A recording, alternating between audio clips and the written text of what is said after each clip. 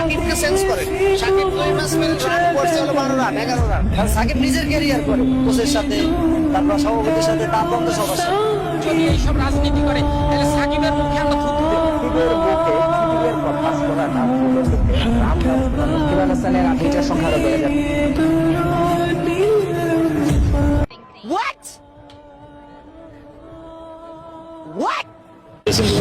অবিশ্বাস্য cricketer Shakib, performance বলে দেয় সেই সেরা অলরাউন্ডার। এটা তার পঞ্চম বিশ্বকাপ। এরকম অভিজ্ঞ কাউকে তো এই বিশ্বকাপেই খুঁজেই পাওয়া যাবে না।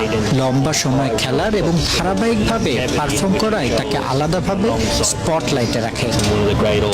विमल भाई, अगर ये खिलाड़ी साकिब अल हसन इंडिया से खेला होता ना, आप लोग ना जाने क्या करते।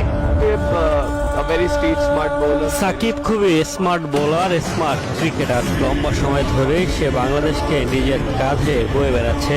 সে খুবই চালাক একজন ক্রিকেটার। সে জানে কিভাবে কি করতে হবে। সফলতার পথ সম্পর্কে সে বেশ ভালো করে জানে।